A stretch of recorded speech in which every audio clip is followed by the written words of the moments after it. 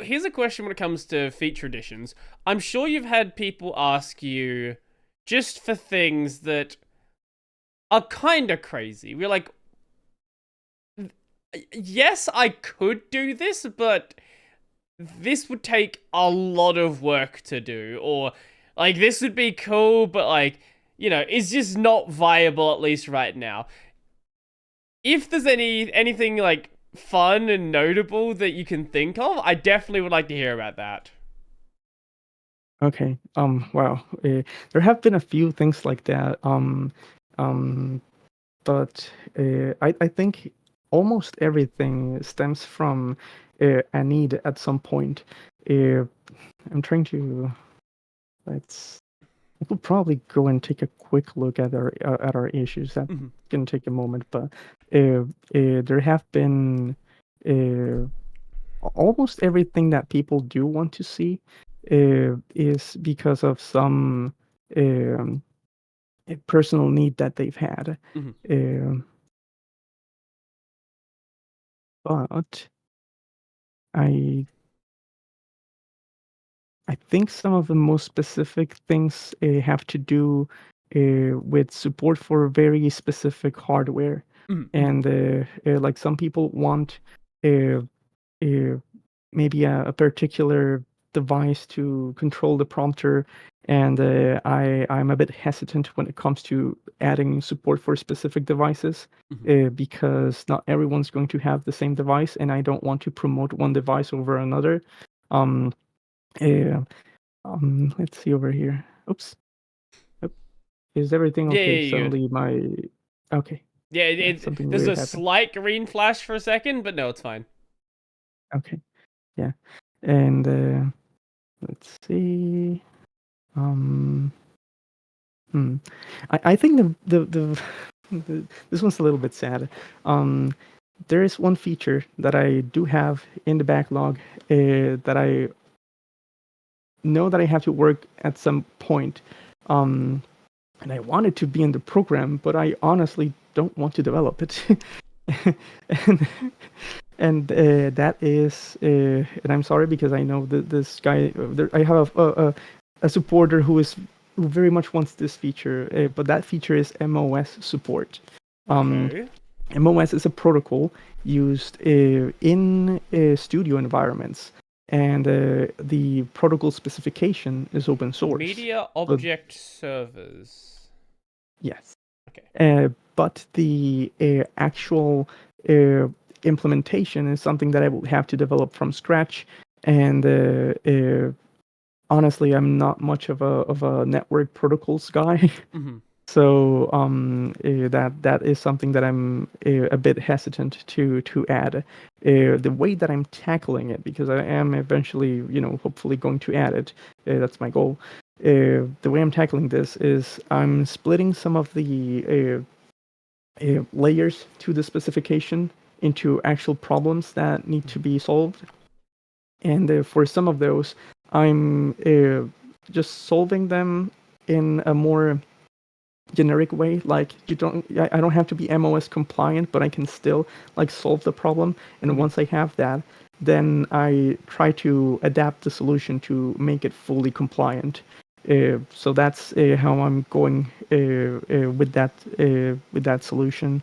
Um, uh, and the other things I have is really uh, a few uh, things that are just very complicated to develop.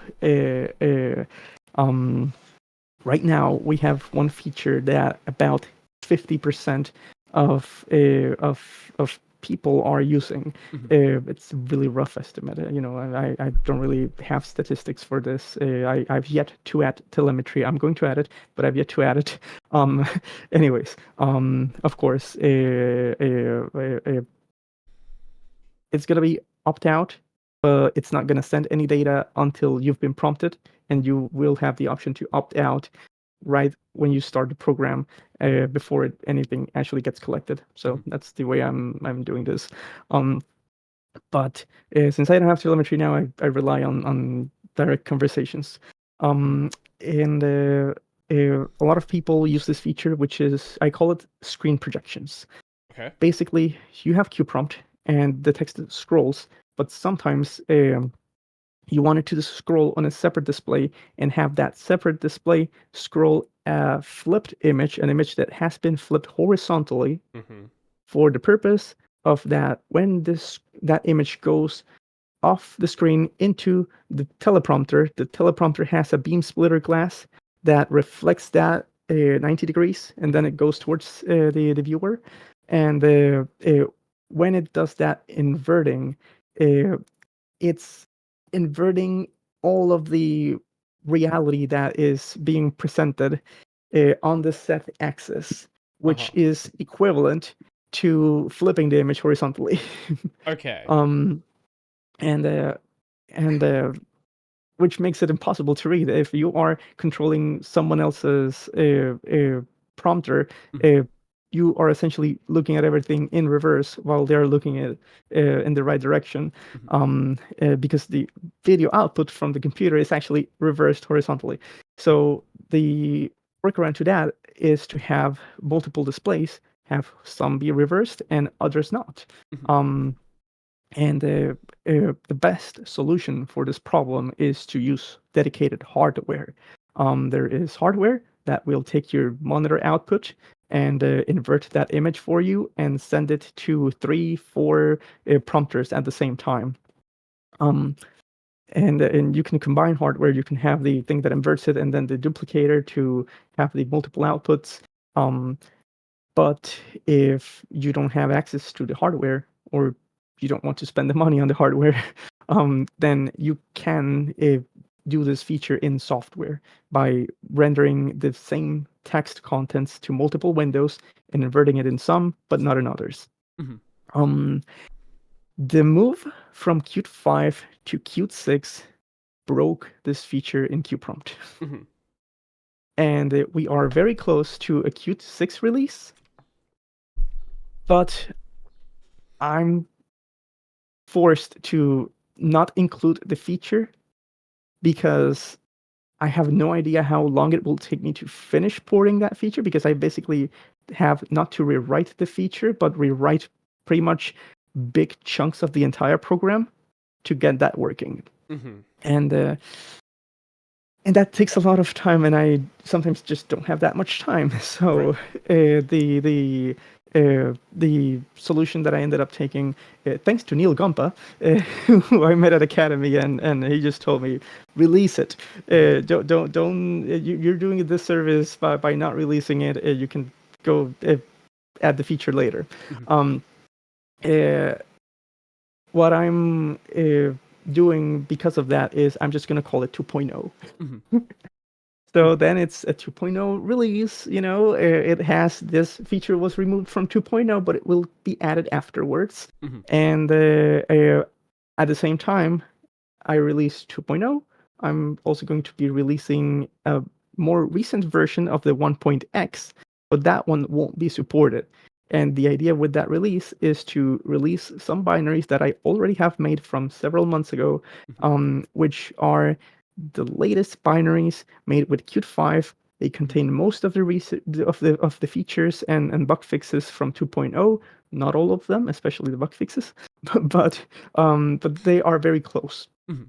So those people who are still in need of that feature, they can at least get most of the functionality Mhm. through this more recent build uh, that isn't the latest one.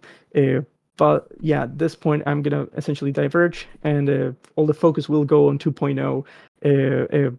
That release is just there to satisfy the needs of those who need the feature until I finally figure out how to do it. Mhm. I have a solution in theory. It just doesn't work when I program it. I see. I Yeah, see. yeah, it's complicated, but yeah, I'll get it to work at some point. Mhm. Yeah. It sounds like there's a lot of cool stuff that you want to do with this. It's Oh just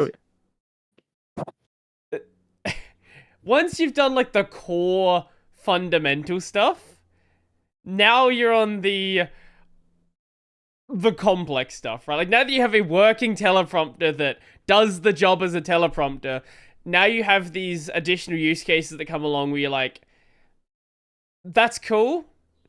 I don't know how to do it. Yeah, there's a few of those. And in other cases, I have this really cool feature that Mhm. I found a library to use and implement, Mhm. which is global hotkeys. Mm. As you're aware, Wayland doesn't really support them. They do now, but the apps need to add support for that. Mhm. Oops. Okay, resetting. Can you see me? Is it good? Yep. Yep. Okay, cool. Anyways, okay, right back. And the global hotkeys feature I'm adding through a library. Mhm. But that library, it doesn't have an active developer. It has an active maintainer who Mhm. will look at your merge requests, suggest fixes, and then if they're good, once it's good, it makes it into the library. But there's no one working on it to add the Wayland support. So I don't like the idea of adding a feature that isn't available on all systems equally, Mhm. unless it's something very specific, like, for example, global menu support on Mac OS and Linux, and the touch bar support on Mac OS. Those are very system-specific features that the program has. But when it comes um, to a feature that should be available in all platforms the same, then I feel bad putting the feature in some platforms but not on others. And Mhm. and Mhm. and, and that's what prevents me from adding. That's another reason that prevents me from adding support for specific devices that control the prompter. Mhm. And in this case, it also prevents me from finalizing the hotkeys. Um, I will likely add the hotkeys at this point using this library that I found that is really good, and that will add Windows, Mac, and X11 support. Mhm. Uh, as for Wayland, I'll probably put it on a poll for the patrons Wayland, to you're sort of decide. still on the desktops to implement their side of it, though. That's the problem that we have because we have the portal exists in the API, but I don't think maybe KDE has an implementation of the hotkey portal, but I don't think a GNOME has one yet, and Cosmic doesn't have one. WRoots definitely doesn't have one. So there's not a ton that you can really do from your side to really resolve this problem. I think honestly the easiest way to do it is just offer WebSockets and let someone write a controller application for it. Like that's honestly the easiest solution.